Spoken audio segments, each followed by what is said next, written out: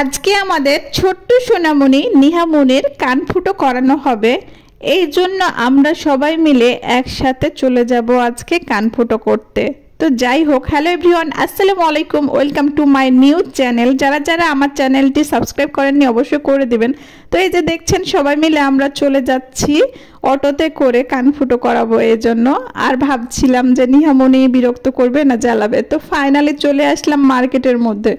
First time আমাদের কাজ হচ্ছে আপারা নাকি সবাই মিলে শপিং করবে। তারা যেহেতু গ্রামে থাকে, তো গ্রামে ভালো ভালো শাড়ি তেমন পাওয়া যায় না, এই জন্য তারা ভাবছে যে সুন্দর সুন্দর শাড়িগুলো থ্রি পিসগুলো এখান থেকে কিনে নিয়ে যাবে।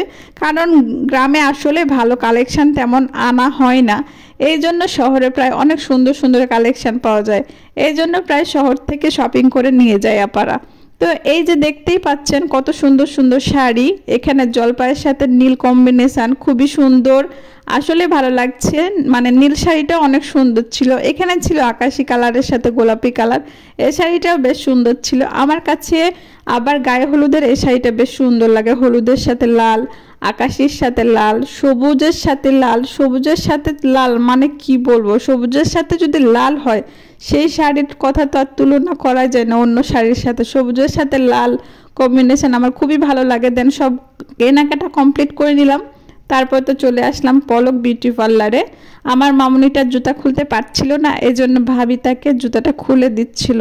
যাই হোক, ছোট মানুষ তো খুলতে পারবে কি করে, তারপরে তো তার রিয়াকশানটা কি হবে আল্লাহ জানে। আমি তো প্রচুর ভয় পাইছিলাম, নিহামনি কি করবে, কান্না করবে না কি করবে, আসলে ভয় পেয়েছিলাম। কিন্তু নিহামনির জাস্ট 10 সেকেন্ডে কানের দুল পরা কমপ্লিট, সে একটু কান্নাকাটি করেইনি। আসলে মামনিটা খুবই কিউট অ্যান্ড খুবই ভালো মেয়ে, আসলে ওকে খুবই ভালো লাগে। সবাই ওর জন্য দোয়া করবেন, সে যেন ভালোভাবে পড়াশোনা করতে পারে, দেন অনেক ভালো মেয়ে হয়। তারপরে তো রুকাইয়া মামনিরও কানফুটা করবে। রুকাইয়া মামনি আসলে ভয় পাচ্ছে, খুবই সরল একটা বাচ্চা, খুবই ভালো মেয়ে, আসলে খুবই মায়া লাগছিল। প্রথমবার কানফুটা করার সময় সে কিন্তু কিছুই বলেনি, কিন্তু সেকেন্ডটা কানফুটা করতে তার কষ্ট হয়েছে, এজন্য হাতটাকে নুইয়ে দিয়েছে, লুকিয়ে নিয়েছে আসলে।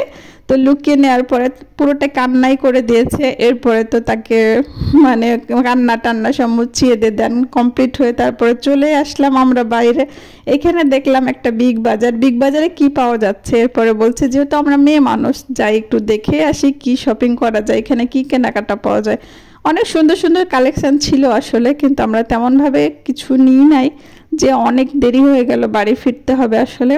তো দেন চলে আসছি যে যাই বাড়ি চলে যাই, বাড়ির উদ্দেশ্যে আবার রওনা দিলাম। তো এই তো ফাইনালি আমরা অটোতে উঠেই গেলাম যে আমরা এখন সবাই মিলে বাড়ি চলে যাব, আর থাকা যাবে না। তো দেখছিলাম দুই বাচ্চার রিয়াকশনটা, তারা মনে হচ্ছে মনে মনে খুবই কষ্ট পাচ্ছে, খুবই ব্যথা পেয়েছে।